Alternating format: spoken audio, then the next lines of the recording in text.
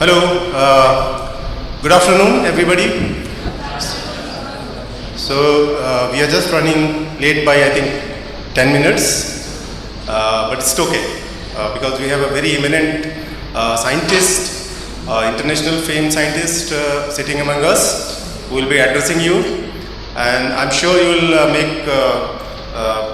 you'll learn a lot from him. Okay, and to start this today's proceeding, now let us welcome Professor Atul Kumar Jain. For welcoming him, I'll invite Dr. Rajesh Iyer to give him a floral welcome.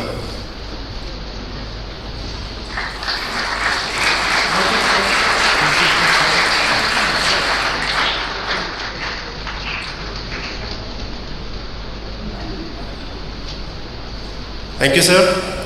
Now to invite Father Lancey, I would request a colleague among us, Dr. Nandini Ray Chaudhary, to kindly welcome on behalf of Space Application Center to him.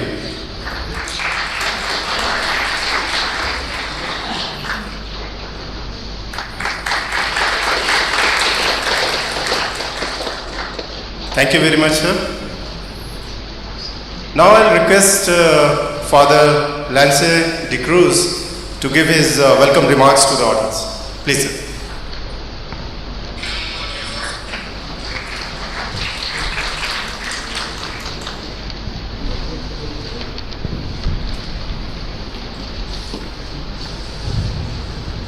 Good afternoon to all of you. Professor Atul Jain, and when he introduced, he said we have a very great scientist among us. Students and professors, I want you to know that we have several great scientists among us this afternoon. Okay, and some who are extremely great, okay, like Professor Atul Jain, but you should consider yourselves fortunate this afternoon to be present here at this lecture. I have sat for some time in the morning. There is a team of scientists from different departments of ISRO who are interacting with Professor Atul Jain. They will tell you more about him later.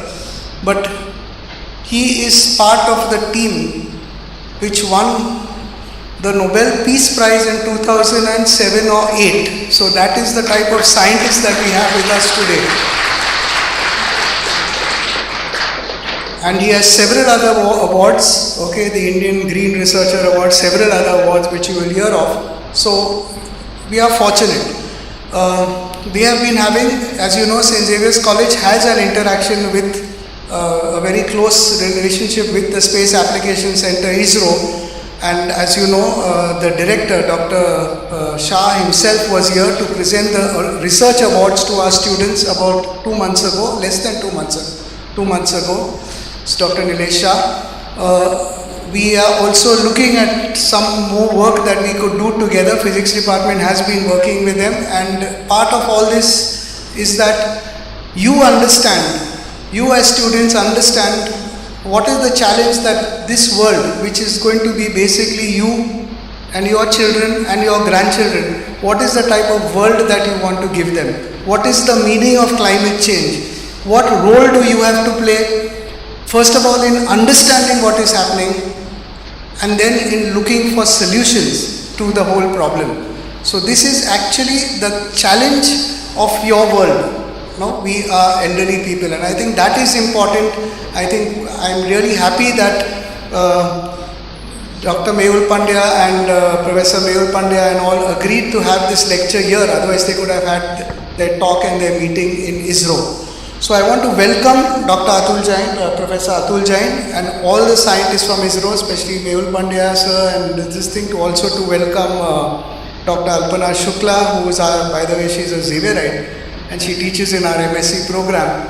And yes, I think you're waiting and you're going to get an extremely good lecture, and I hope it's the beginning of the interest that you take in this field, because it's of great importance for us. Welcome, sir. Welcome all of you and all of you to this lecture.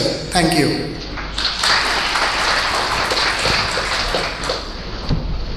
Thank you, Professor Lansing. Now, as you are aware, this particular popular lecture is being organized by St. Xavier College, Indian Society of Geomatics and Space Application Center.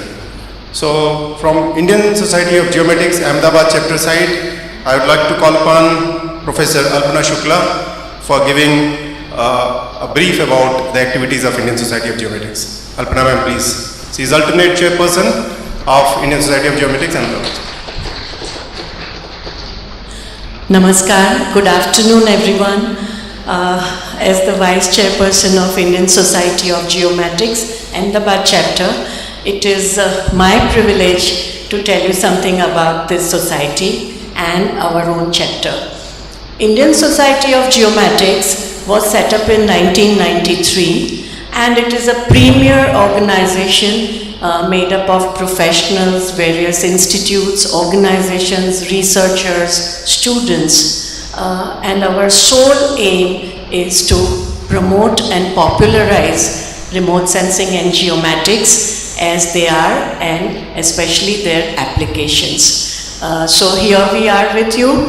We have more than 2,200 life members, fellows, and learned members, especially also student members, and we have lots of 50 chapters spread all across India, and starting from Jammu and Srinagar to Visakhapatnam, and our own Ahmedabad chapter, Baroda chapter, Trichy, Pondicherry, everywhere we have chapters so that everyone can join in and learn a lot.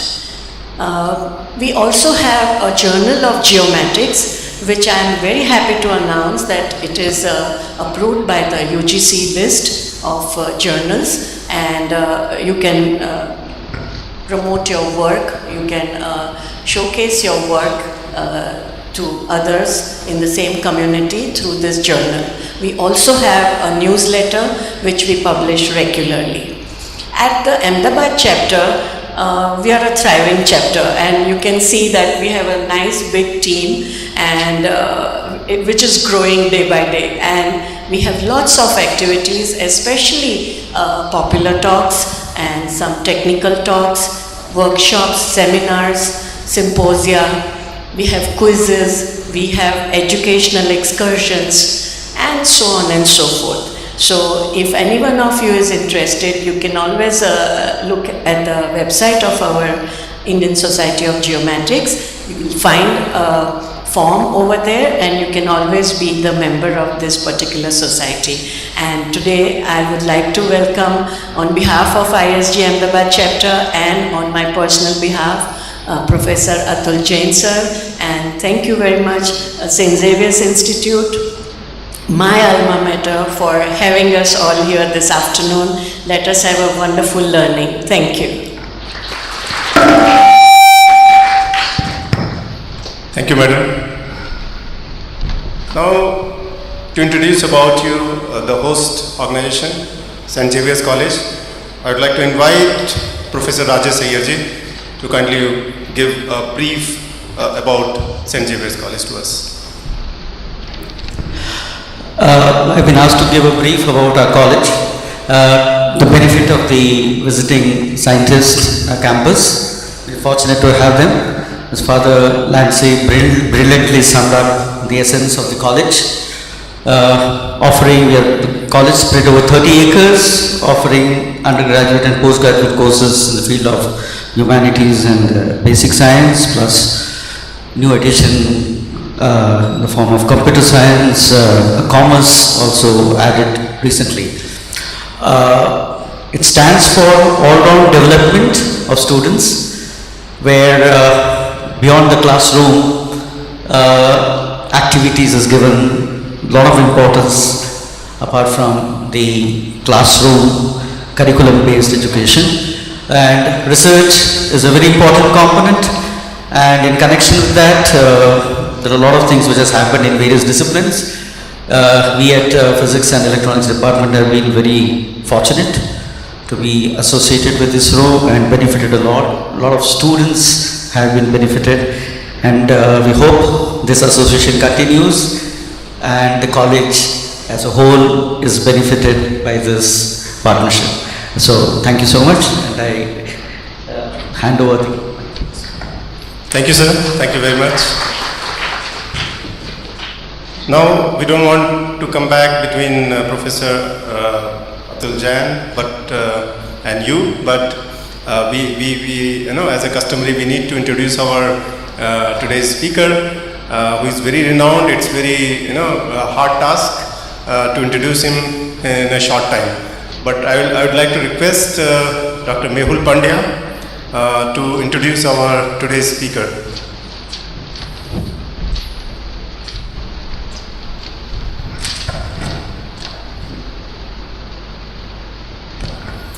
Yeah, namaskar, good afternoon to all. It's an honor to introduce very, renowned, very famous, decorated scientist and academician, still a very, very humble, person like Professor Atul K. Jain. Professor Atul Kumar Jain is a professor in Department of Atmospheric Sciences at University of Illinois, USA. He has done his BSc in Physics, Chemistry, Mathematics and MSc in Mathematics from Meerut University and PhD in 1988 in Atmospheric Sciences from Indian Institute of Technology, New Delhi. After his PhD, he joined Department of Geography, University Münster, Germany as a research associate in 1988 and continued there till 1992 as senior research associate. Afterward, he joined postdoc in Global Climate Research Division, Lawrence Livermore National Laboratory, very, very important university in 1993. I request students to just, Google about that laboratory and its work. In 1993, he basically worked there. Further in year 2000, he joined as Assistant Research Professor in Department of Atmospheric Sciences, University of Illinois, USA, and he continued to be there till date to progress from Associate Research Professor to Assistant Professor, Associate Professor and Professor with many responsibilities. Dr. Jain's research focuses on interaction between climate, biophysical processes and human activities such as deforestation and agriculture intensification. He and his team have developed a global model data integration framework that makes use of satellite and ground-based observation to study how those interactions modify the net fluxes of greenhouse gases and surface fluxes as well of water and energy. He has been invited as expert, panelist, keynote speaker, chair, co-chair of more than 80 very prestigious meetings, workshop, etc. And he's also there in international agencies, policy-based, governing committees of, NASA, UNFCCC, DOE, MATCH, US National Academy of Sciences. He has also co-hosted and steered many meetings, conferences of international repute. He is active member of American Geophysical Union, American Meteorological Society, American Association for the Advancement of Science and European Geophysical Union, and I would like to see his name in some of governing bodies or society at India in future also, sir. Dr. Jain has won numerous awards and honors, including the National Science Foundation's Faculty Career Award, Green Ambassador of India Award 2009, and as further Dr. Lance mentioned, 2009 Nobel Peace Prize shared based on work by IPCC as a lead and contributing author. He is associate editor and editorial board member of many prestigious international journals is the author of over 200 scientific articles, including highly cited articles in very, very prestigious journals like Nature and Science. Clarivate Analytics, formerly Thomson Reuters, has listed Dr. Jain as one of the most highly cited researchers, and Reuters has listed him as one of the world's top climate scientists. His research interests include climate carbon cycle interactions, impact of changes in land cover and land management on climate, climate impact on agriculture and food supply, climate change in Arctic and boreal ecosystems, N2O and CH4 emissions from terrestrial ecosystems. So we have very, decorative, prestigious academician researcher with us. We are very happy. He has accepted our invitation in very short, notice, and has also agreed to give a lecture on global greenhouse gas emissions, climate change, and societal dimension. And I request Professor Jain to take over. Thank you.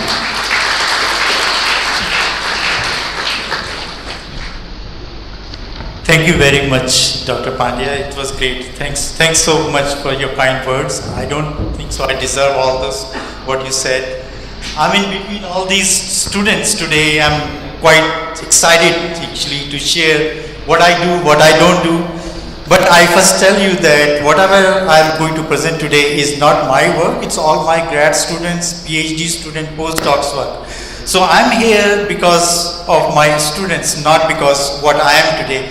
I've heard from many professors, and I'll repeat again, professors don't do research. In fact, the students do research, and what I'm going to present today is all about my students' work, not mine. And also, I don't want to forget and to acknowledge, Dr. Lansey, I should say Father Lansey, in fact, and also Dr. Pandya, Dr. C.P. Singh, and Dr. Iyer, and also, chair of this, your chapter. Many people I should thankful for inviting me here and to give a lecture on a topic which is of my great interest. In fact, I eat, sleep, do everything related to climate change, in fact. So what I'm going to talk about, some very basic fundamental things first to tell you about what is climate change. In fact, there is a lot of, confusion. I should not say confusion, but skeptics are talking about whether climate is changing or not changing and all sorts of things, okay? So let me start with saying something very basic things. Let me start first say about few things about my background. Okay, so this is my University of Illinois, Urbana-Champaign. I joined the university in 1994 as a faculty there. It's not, I'm sure that you guys might have heard, I'm not sure. It's a University of Illinois. It has 3 campuses, and its flagship campus is at Urbana-Champaign. This is my campus, which in fact, Urbana-Champaign, there are twin cities, Urbana and Champaign. So it's just twin cities, and it's, our university belongs to, located in Urbana-Champaign. And you might not have heard about Urbana-Champaign, but I'm sure that you might have heard about Chicago. So I'm about 140 miles south of Chicago, in fact, this university belongs to state, Illinois State, and that's why it's called the University of Illinois. It's a state university. So this is all about my university, very well known, very, it's quite famous for engineering as well as climate science. In fact, just to give you some background about my work. So I'm always interested in us, how we are changing climate. Okay, so anything what is happening related to climate is all about humans. Okay, and how the humans are interacting with our physical and the chemical systems. For example, atmosphere, okay, oceans, right, cryosphere, the sea ice. All these are interacting, in fact, with the humans. Humans are in fact changing the climate. energy use, oil, gas, and the coals are burning, humans are burning for the energy production, and that has an impact on our physical climate system. And then we have an impacts on different things like agriculture, your health, right? And also water resources, right? So these are some of the sectors which are being impacted, and whatever the changes occur to these sectors have an impact on the humans, and the humans are changing. So you can see that there is a strong relationship between human dimension and the climate change, right? So climate affects life on earth, right? So it's affecting us, not only life but also our food, our health. Whatever you do daily in your daily life, it's impacting us, right? But also humans and other forms of life is evolving over time, right? We are adapting to the climate change, right? Okay, so it's not I'm telling you based on some research articles, it's all about based on my research experience over the past experience about living in the climate which is changing.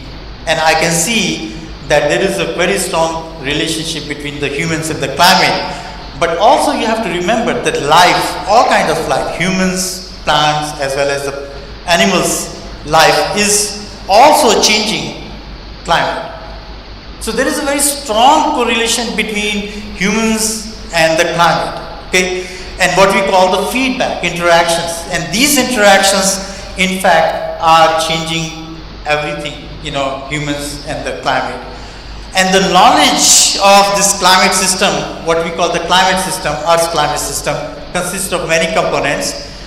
Change is very important actually to understand how it is changing, and understanding of these change would help us to improve our climate system. Also, how can we control our climate? Okay? Now, we always hear about climate, say for example, we learn about climate change based on the computer models, based on this, recent temperature records. But climate change is based on the common sense. Okay? When I say common sense, in fact, actually, I just want to cite a scientist, John Tyndall. He was an Irish physicist, and first he told us and conveyed us way back in 1859 that these greenhouse gases which are increasing in the atmosphere, like for example carbon dioxide, methane, you might have heard many other gases, are absorbing energy. When they absorb energy, they warm the lower atmosphere. Okay? So this is based on his experiment he set up in his lab, not based on the models, not based on measurements. He set up that experiment to measure how much is the change in radiative forcing, watts per meter square, like bulb has a wattage, right? How much is the change of energy when these gases which are increasing in the atmosphere absorb energy and change wattage per meter square, right?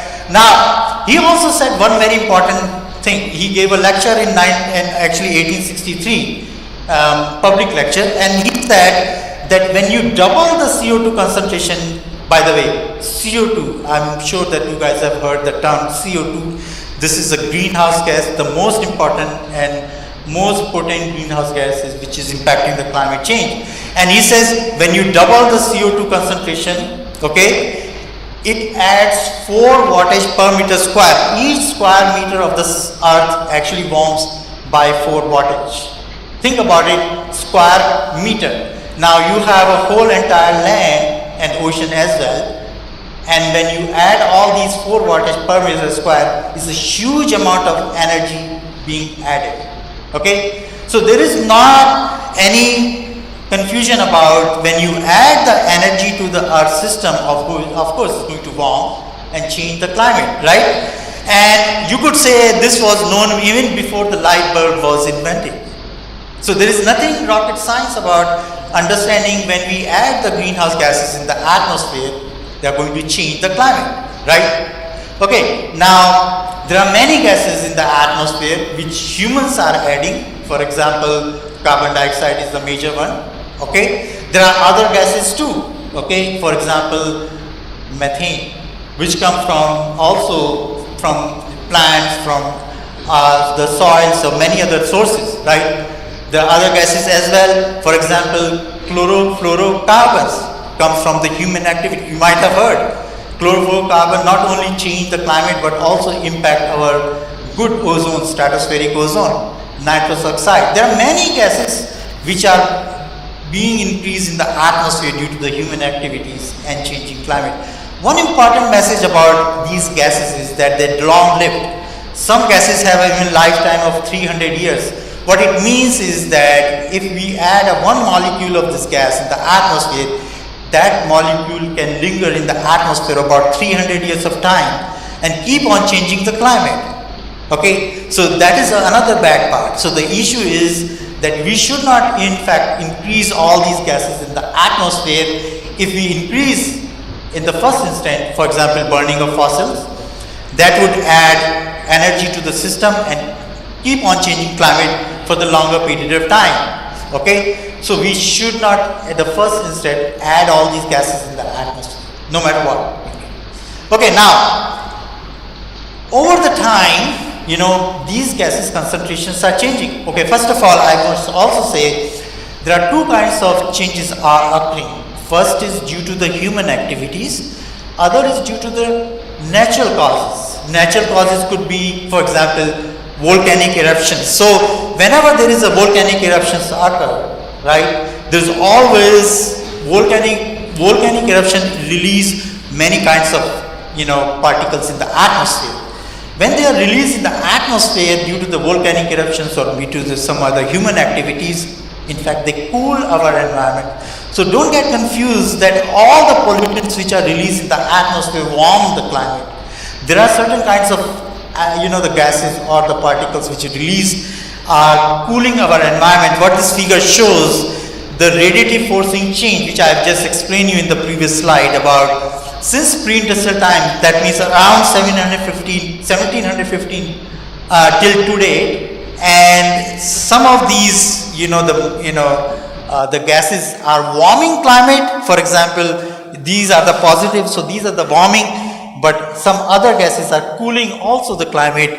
For example, aerosols. Aerosols, particulate matters, in fact, reflect the incoming solar radiation and cool the climate. So the natural cause is also changing our climate. Even prior to the pre-industrial time, around 1715 and before that, our climate was also changing, because not due to the human activities, because of the natural causes. For example, sun energy is the energy what we receive is also changing with time, and that is also causing the change. So there are two kinds of changes we are experiencing. First due to the human activities and other is due to the natural causes. So when we want to understand human activities impact and the natural causes, we need to discriminate between the human and the natural causes. Okay, and that's what we do in order to understand. First we have to understand how much are the change over time and whether the change is due to the natural causes or due to the human activities. So this figure shows very nicely about positive and the negative effect of the climate change, but also how they are changing over time. Okay, now let me get into my talk now. Okay, so over the time humans have added wattage per meter square. Okay, this is the figure showing for current environment and the impact of the anthropogenic greenhouse gas emissions due to the different sectors. The sectors could be, you can think of electricity. When we produce the electricity, we burn the fossils, it contributes to climate change. Similarly, when we deforest the land, we also add, the carbon into the atmosphere and change climate. Then we have a transportation, we have a building sector, we have a many other sectors. Almost all the sectors contribute to the climate change. According to the most recent study by IPCC, which suggests that the CO2 fossil burning and also the industrial activities are contributing approximately 65% of the total greenhouse gas emissions. 65%. Okay, that means most of the climate change is occurring due to the fossil burning and some industrial sector. But there are other sectors too, agriculture sector, forestry, you think of agriculture, it provides us a food, but also it impact our climate, because when the farmers plant the crops, they also do a lot of activities in the farming activities, and they also release carbon and the greenhouse gases. Okay, but they contribute, according to this study, approximately 25%. So we should not only focus on climate change and controlling climate change from the fossils, but we also have to think about other sectors, for example, agriculture sectors. Okay, just to give you an example of some information about how do we define the emissions. The emissions are defined in terms of gigatons, 10 to the power 15 grams of carbon. So based on the current understanding, the humans have added about 50 gigatons of CO2 equivalent. Means if we combine all the greenhouse gases in one unit, their total amount is approximately 50 gigatons of CO2 equivalent, and about 49 as it's shown, and about 65% of that's come from the fossil and the industrial activity. Rest come from the agriculture, forestry, and some from other sectors. Okay, so let me show you some recent studies and how much are the contribution and how it is changing, the fossils contribution and the CO2 emissions. Okay, so I'm part of this two, big projects. One is called the Global Carbon Project. It's an international project. There are about more than 100 scientists involved in that project, and every year we estimate how much are the emissions. Not only the emissions from the CO2 burning fossils, but also where is this amount going once it is released in the atmosphere. For example, humans burn oil, gas and coal, release emissions of CO2 in the atmosphere. Part of it remain in the atmosphere and the part actually being taken by the oceans and the ecosystem, which are the two major reservoirs of the CO2.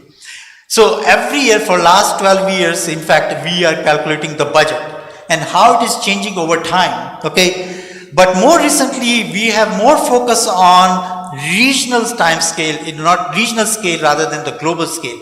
Because now people in different regions are more interested and learn about what is happening to their region. So rather than focusing on the global scale, we also focus on the regional scale. Okay, so let me show you something about current understanding of the carbon cycle and how much are the emission released in the atmosphere of CO2 and where it is being taken by, where it is going actually after that. So according to this Global Carbon Project, most recently there are the sources and there are the sinks. Okay, sources which remain goes to the atmosphere, and part of the amount which goes in the atmosphere in terms of the emissions being taken by its reservoirs called atmosphere, plant, soil and the oceans. Okay, so according to this most recent Global Carbon Project, approximately 89% of this carbon dioxide is burned by the fossils. Okay, that means, and about 11% of the emissions come from the land cover and land use change. So it's 100%. So these total called the sources, fossils and land cover land use change. Quite interestingly, we have a good understanding that how much amount of this release goes to the different reservoirs of the carbon. So studies suggest approximately 29% of the carbon which is released by the human is being taken by the plants. The plants absorb the CO2. That's why we always suggest that the people should plant the trees so they can actually take up more carbon. Okay, but another interesting thing is that oceans are also taking up carbon. So these two pools or the reservoirs are the natural, actually through the natural processes they are taking up the carbon. So humans have not to put any effort actually to have a sequester carbon by these two pools, But the problem is that approximately 50% of the human-related emissions remain in the atmosphere.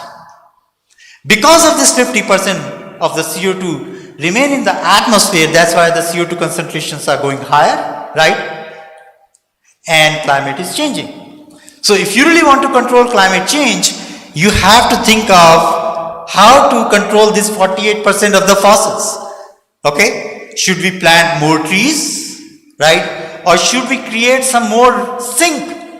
Think of, can we just move most of the carbon in the oceans? So there are some geoengineering methods. I don't want to get into that geoengineering method at this time, but there are other scientists who have proposed perhaps we can sequester more carbon in the oceans. Okay? So this is the basic understanding of the current state of climate. But how the emissions are changing over time, this is also quite interesting story. In fact, this figure shows the changes in the total fossil burning, okay, over time since 1990, okay? And what this figure shows that over the time, the emissions are not increasing or decreasing. They are quite varying with time, okay? So this study suggests that over the last 22 years, the fossils have increased by 60% due to the human activities. It's a bad thing, okay? But another interesting thing is that there are certain events occurred which all relates to economy, and these economic, events in fact change the way amount of CO fossil is increasing in the atmosphere. For example, I give you an example of COVID. So COVID-19, almost all the, the transportation sector activities shut down, many industrial activities shut down. So whatever happened to economy, in fact, it reduced the fossil emissions. Similarly, we had a dissolution of the Soviet Union in early 2000. Okay, that has a huge impact also on the reduction of fossil emissions. We also had a global financial crisis in the US around the globe that also reduced greenhouse gas emissions, particularly the CO2.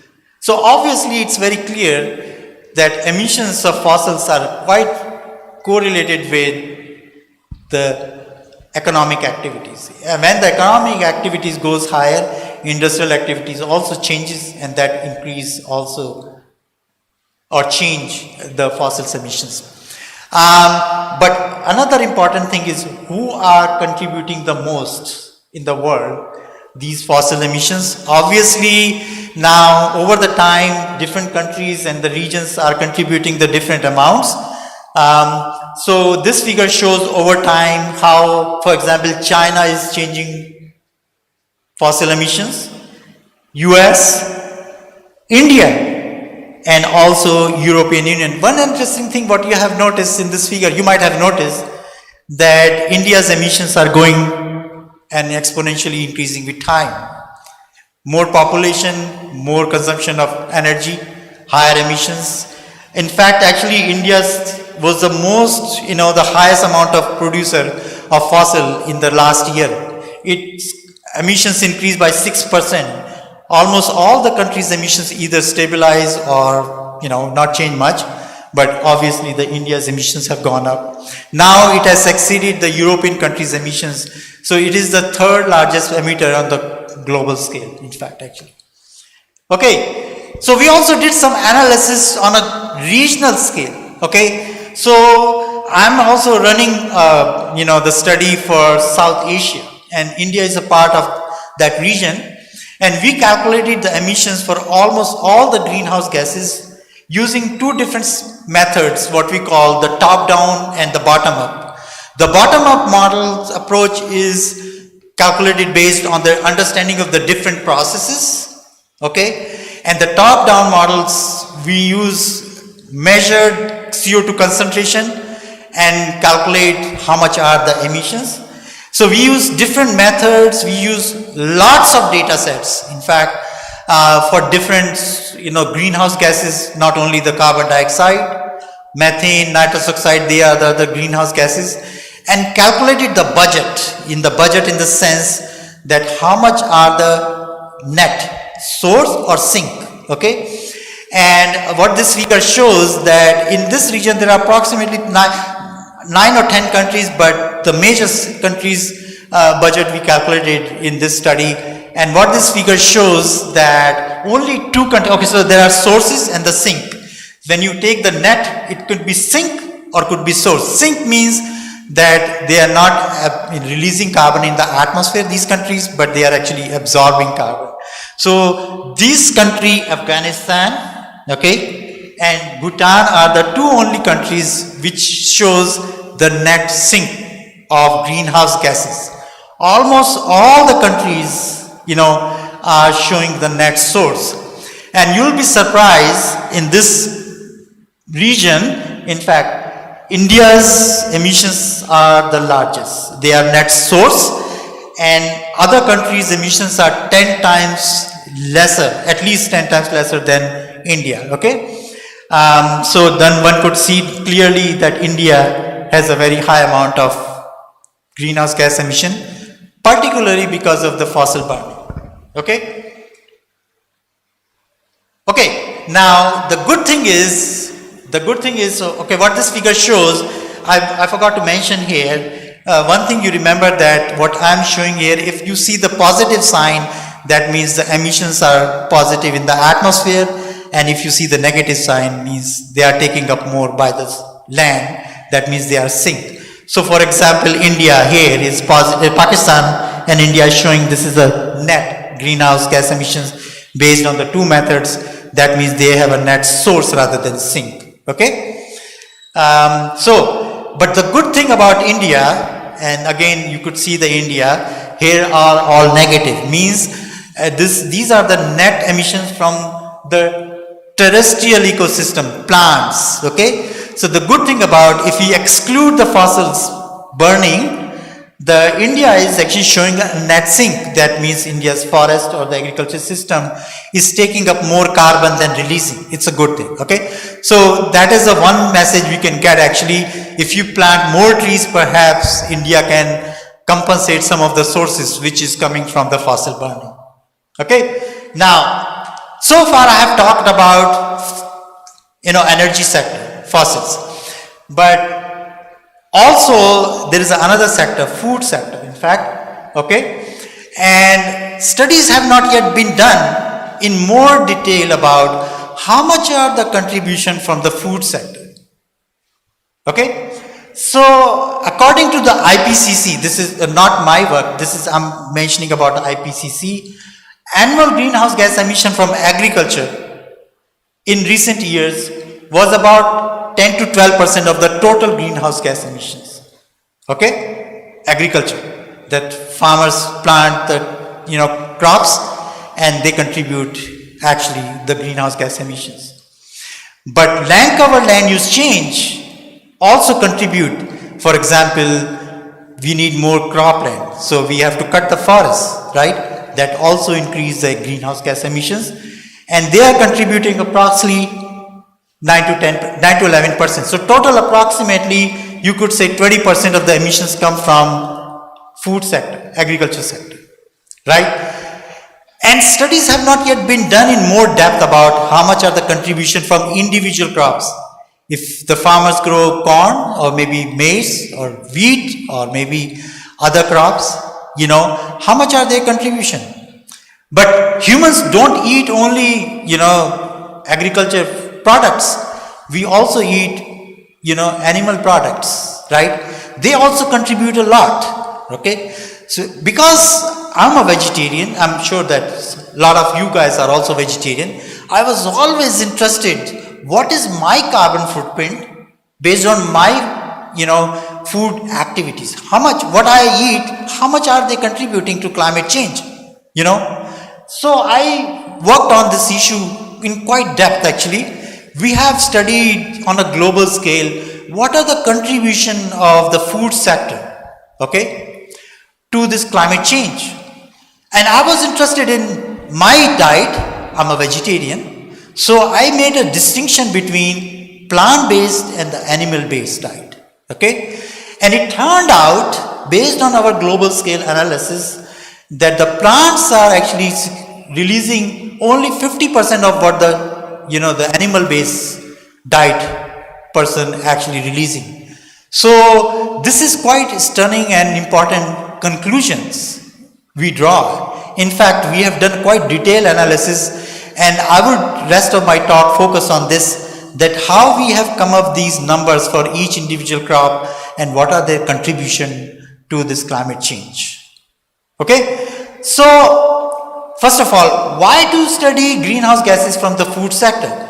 Okay, there are many different perspectives and ideas about how to control the climate, right? But some suggest that we should only focus on energy sector, which we already discussed, but others suggest that we should consider almost all the economic sector, like I have mentioned many sectors in the previous slides, right? But there is rarely a solution, win-win solution, because there are a lot of controversy about what should we do or what should not we do. Some argue that focus should be only on the energy sectors, but other studies suggest that we should consider almost all the sectors of economy. There's no doubt that agriculture is a driver of climate change, but it is also part of the solutions. You will be surprised, Soils can not only release carbon, but they can also sequester carbon if we manage them, okay? So there is an increasing awareness that we need to actually transform how we produce our agriculture products, how we eat, how we consume, okay, and also how we process it. At each activity, there is emissions. There we have to pay some price, okay.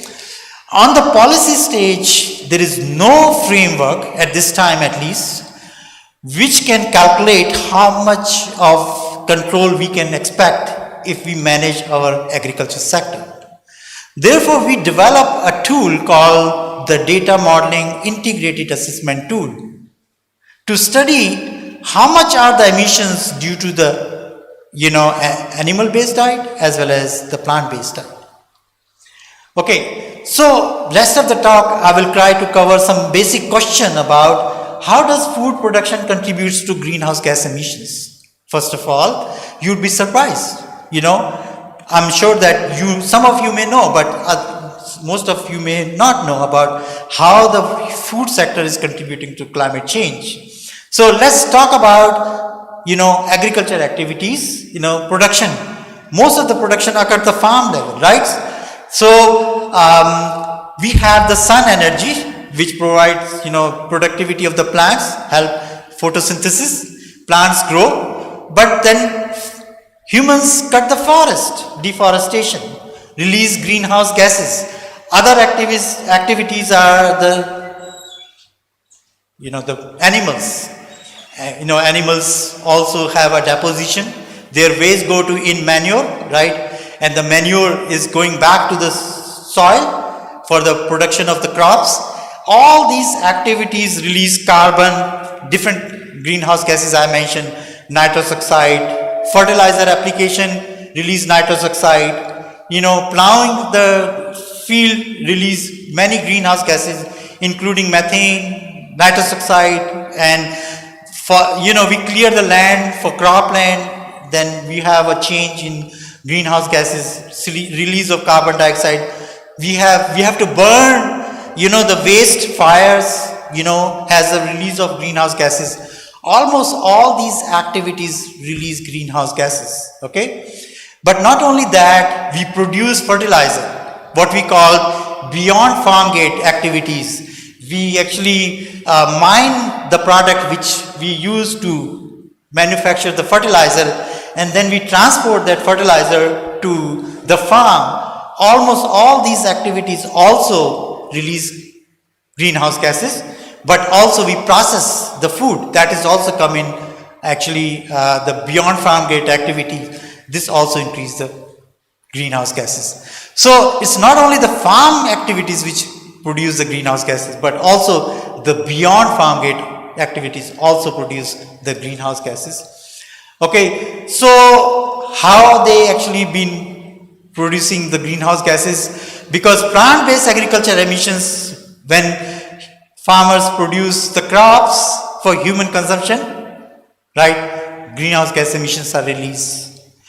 Animal-based agriculture emissions also released because farmer produce the product which is being fed to the livestock that also produce the greenhouse gases.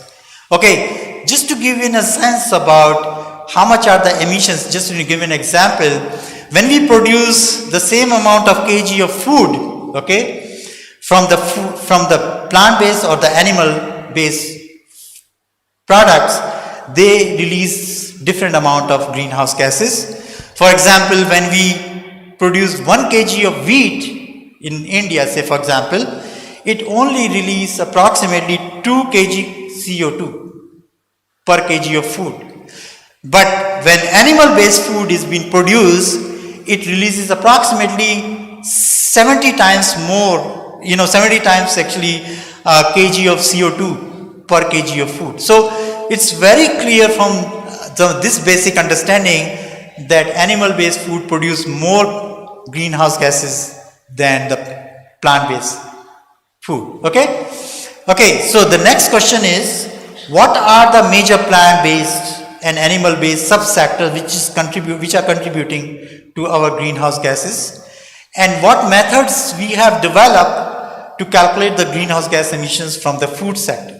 Okay, so in this study, in fact, actually, we are calculating the greenhouse gases emissions for 3 particular greenhouse gases: carbon dioxide, methane, nitrous oxide, from production as well as consumption, but I'm not going to focus on consumption. Today's talk is mainly on the production side of total and individual plant-based, animal-based food from all food related subsectors. So in this study we have considered approximately 170 different types of agriculture crops on a global scale. At the same time, we also have studied 16 different animal-based diets as well. So we have tried to cover as much, products, plant-based as well as animal-based, which exist on the, on our access to us. And we built a consistent unified model data integration framework, okay, which calculate the emissions for each individual crops as well as animal-based commodities, okay. And we consider almost all the farm activities, including the farm gates activities which I have discussed in the previous slides. Some of the important things which we have tried to include in our analysis, which actually includes is environmental factors, okay. Think of the productivity of the plants not only change because of you provide fertilizer or water, but there are many environmental factors. For example, climate change could also change the productivity. Greenhouse gases increase, for example, CO2 also could change the productivity. So we have tried to include all these factors, okay, as well as we have a detailed representation of land management practices, including fertilizer, irrigations, and the farmers take a lot of management activities. We try to include almost everything which is possible, and we are aware of in our analysis to calculate the greenhouse gas emissions. Okay. Now, I already mentioned about the beyond farm gate, farmland activities. We also discussed about land cover, land use change, and also the livestock. Enteric fermentation, because some of the animals, for example, the cows, buffaloes, they actually produce gas, for example, methane, because of some anaerobic conditions in their stomach, which release from the front and the back, the methane emissions. So we try to include almost all these factors when we calculate the greenhouse gas emissions. But also on the farm gate, we have tried to include almost all the machinery used on the farm, right? Burning of the waste, already saying the grazing manure, right? And also the tilling. Farmers go and till the land before they plant the trees. almost all these activities, but also the plants also sequester carbon due to the photosynthesis. There are positive and the negative, and the soil also release carbon, not only the carbon, other gases. So we have tried to cover all these, actually the activities in order to calculate. So when we calculate, there could be source and sink, so we calculate the net effects, okay? Now, how much of the current in the worldwide is used for the production? How much, so how much land is being used to produce all these agriculture products? According to our study, in fact, actually, this much of land is being used, 4,600 mega hectare of land on a global scale is being used to produce agriculture products, which is approximately 30% of the total land. In fact, so 30% of that land, of that 31 is cropland, okay? About, 1,400 mega hectare of land is grazing land, okay? Most of the grazing land, in fact, actually is used for the animal-based diet, okay? To produce animal-based diet. The rest cropland obviously is used not only for the plant-based but also for the animal-based, okay? But not only the plant-based and animal-based, there are other products too, like cotton, like tobaccos. Also, farmers are producing these kind of goods, energy crops, for example, that also is requiring approximately 450 mega hectare of land. So there are three sectors: plant-based, animal-based, as well as plant, other commodities. Okay? So this is quite interesting that almost 70% of the grazing land goes in producing animal goods. So we are using a lot of land to produce animal goods. Okay? Now, how much does the food sector, this is another question which we like to address, contribute to the greenhouse gas emissions? Now, so as I have mentioned, in our study we have an issue of the granularity. It's a global scale analysis. We have studied this, at each pixel, how much of the greenhouse gas emissions be released due to the food activities. We topic Philippe Sias from France, Francisco Tubulin, he's at FAO in Italy. Then Pete Smith from England, and the Nelson Campbell. He is a very well-known, vegetarian. He believe in vegetarianism, and he initiated the whole, actually, this idea about looking at the greenhouse gas emission at a specific, commodity scale. So I would like to thank all of them also, and thank you for listening to my talk, and I would be happy to answer any question you may have. Thank you so much.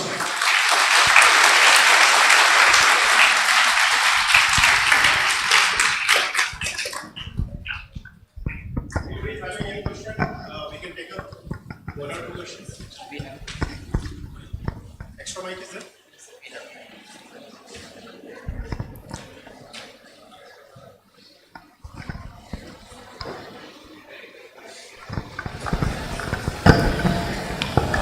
A very good afternoon, sir. Good. This is Prakhar Mishra from ISRO.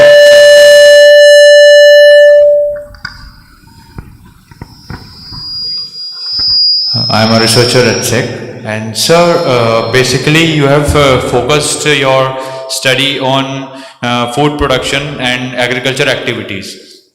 And currently we are in the phase of fourth industrial revolution, and all the economies are focusing upon new emerging technologies. So what made you think that this fossil and this petrochemicals are comparatively less contributor to the global emissions as food contributes? Because the major economy driven parameters come from agriculture also, as you have seen in India, that agriculture drives GDP more as compared to other countries. So what made you think that the emissions from food is also one of the major concerns, apart from the emissions from fossil fuels and other industry sectors? Okay, so your question is why I think that agriculture sector is contributing to the greenhouse gas emissions? Yes, sir. Like since agriculture is the basis of every economy all across the globe, and we would be having minimum restrictions on the activities of agriculture since we have to fulfill everyone's hunger and needs. So why do you think that agriculture is also one of the prime basis for this? Okay, so I think you have misunderstood my message. I'm not suggesting that we should not produce the agriculture products. That's not what I'm suggesting. I'm suggesting that we should think about how do we produce these products. Okay, so I have not shown you in these slides. There are many misuse of the resources to produce these agriculture products. Okay, humans are eating all kind of products that has a much higher carbon footprint than the product which has a less carbon footprint. Okay, for example, I can give you an example.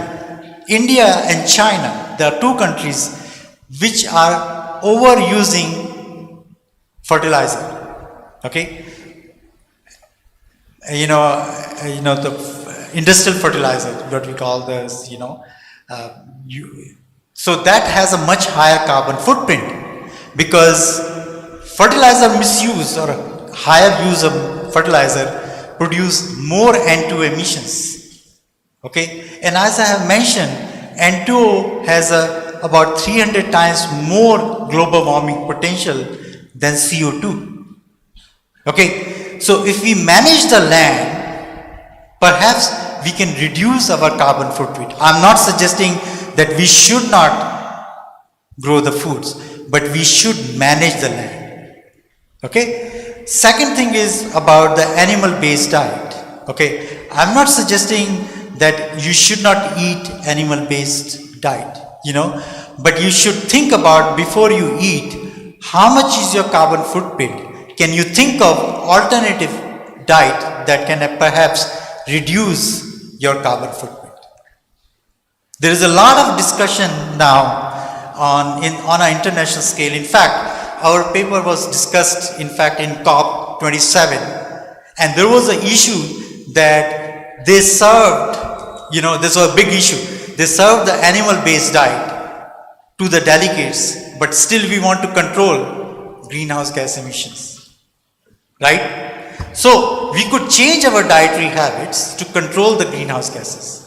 That's what I was trying to convey in my talk. I'm not saying that we should not. Definitely, obviously, I've mentioned that it is, part of our body. We need to think about protein, fats, micro and macronutrients.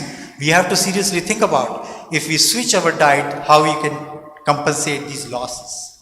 Okay, we can think of other kinds of products, food products that can help us to reduce the diet, reduce our carbon footprint than our standard eating habits. That's what I was trying to convey. Make sense? Definitely. So there are many other, I have not mentioned, there are many other methods which can help us to control, the methane, say for example, from the animal sides, Now there are diets to the animals, feed stocks, that if we feed them, the production of methane can go down. So there are many other management practices that farmers can use to control the diet rather than controlling the production of the foods, products. Right. I hope Right, sir. I have given not the wrong impression that I'm suggesting that we should not grow the food products. No, sir. Definitely not. Okay. Thank you. Thank you, sir.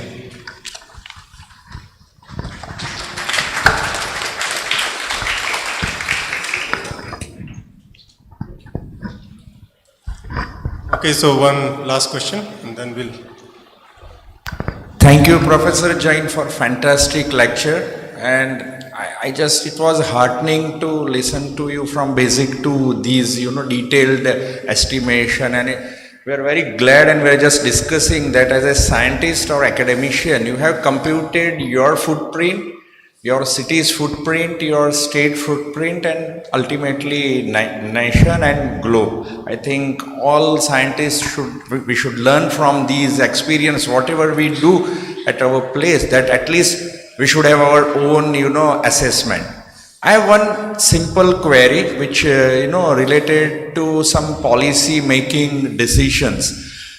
See, after, as other fellow also discussed, after, industrial revolution, developed country has already done damage what they could do, or they are still in that particular, increasing surge of those GHG emissions. Developing country like India, people say, and other countries, they may have some constraint from policymakers, UN bodies, and that. What is your take, or what kind of deliberation, debate, or can you just give a brief account of that particular debate? Okay, so this is a very good question. It's always a fight between, I would say fight, actually it's a fight. Because I attend many international forums, and I've discussed with this issue with many policymakers. Always there is a tension between the East and West, right? So this is quite touchy issue also, for not only for the developing countries but also the developing countries. They are also in a hotspot. Okay. So now there are provisions. So we can understand there is a first thing which is lacking is know-how.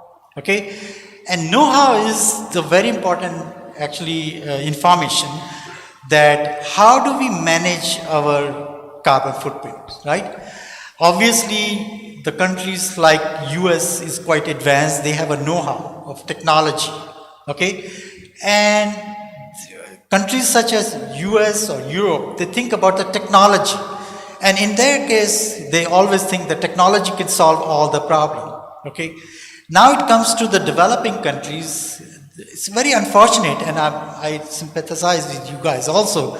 We also talk about the mitigation rather than the technology.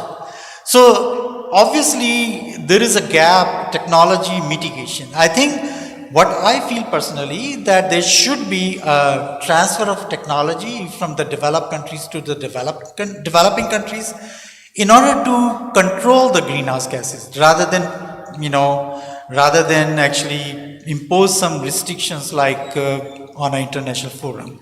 That's the first thing. The second thing, which in fact COP27 has done something to provide the assistance, not only the assistance related to the know-how, but also financial assistance.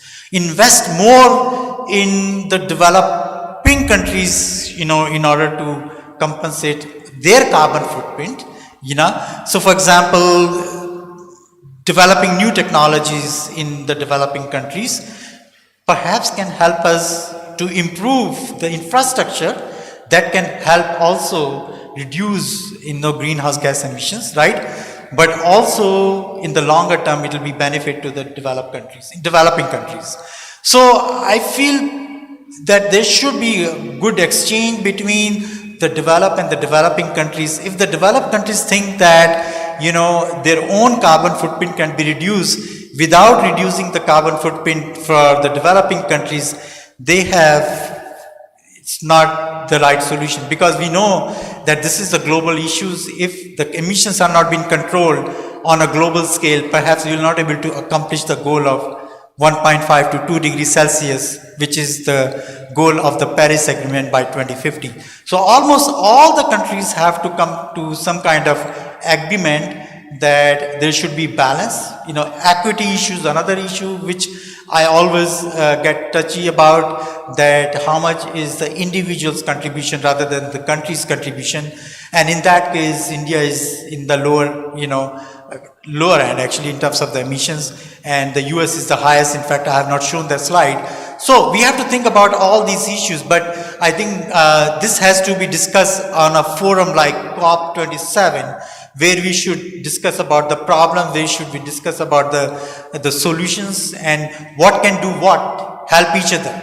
If we cannot help each other, perhaps we will not be able to accomplish the goal of 1.5 or 2 degree global warming control by 2050. So my personal opinion is that we should sit on the table, discuss about what you guys can do, what we can do, how can we help us to control the carbon footprint on a global scale rather than by one country or the another. Thank you.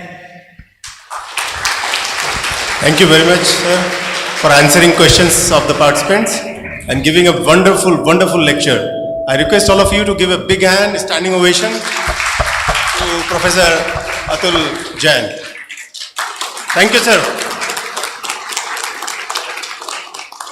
Now, as a token of our appreciation and love, I request Dr. Sandeep Ojha to kindly present a memento. I'll request Father Lance also to kindly accompany him. Please, sir.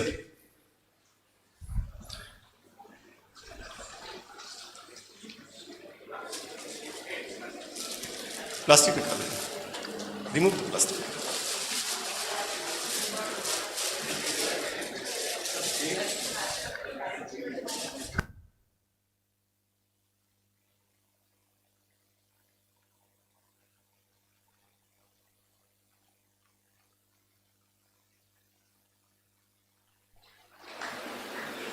Thank you very much, sir. Please have a seat. To organize such a lecture, such a big magnitude lecture, we need support of many people. Now to acknowledge the people and the organizations which has participated, I'd request Dr. Nikhil Lele to come on the dais and kindly give a formal vote of thanks. Thank you, Dr. Sibi. First of all, I thank our eminent speaker today, Professor Atul Kumar Jain, who is professor in Department of Atmospheric Sciences, University of Illinois, for agreeing to deliver this lecture and a very interesting talk on GHG emissions and the societal dimensions. We thank you, sir. The lecture was not only interesting, but it really enriched our knowledge, and I am sure the crowd here has really thoroughly enjoyed this talk today, and we are really fortunate to have you. Thank you again. I thank Father Dr. Lancy D. Cruz, Principal, St. Xavier's College, for accepting our request to host this event and extend his full support. Thank you, sir. I thank Dr. Rajesh Iyer, Head Department of Physics and Electronics, for his help for all the arrangement and providing all the necessary support. Thank you very much, sir. Entire St. Xavier's College management, the faculty members, the students, and special mention to our friends here, Heath and Tejas, and all their friends for their help and a lot of enthusiasm in conducting this event. I thank Director SAC, Shri Nilesh Desai ji, for allowing us to conduct this event, though he could not join today, but we extend our thanks to Dr. Nilesh. I thank Group Director AOSG in SAC, Dr. Rashmi Sharma, and Group Director BPSG, Dr. Bimal Bhattacharya, for their wholehearted support for conducting this event here. I thank all the executive members of ISG National Body and ISG Ahmedabad Chapter, and special thanks to President ISG, Dr. Rajkumar, for allowing us to conduct this event, and thanks to Dr. Alpana and Naveen from Ahmedabad Chapter for their role and their support today. Thanks to Dr. C.S. Jha, who is retired, Group Director from NRSC Hyderabad, who was instrumental in bringing Dr. Jain here, and we have our thanks to Professor Dr. C.S. Jha, for his help. I thank Dr. Mehul Pandya and Dr. C.P. Singh for their tireless efforts for organizing this event. And I thank all my senior members, SAC colleagues, and all others who are attending this event in person and also in virtual mode, and making this talk a great success. Thank you all. Yeah, and of course, a lot of thanks to the audience and the students who have spared their time. Thank you so much.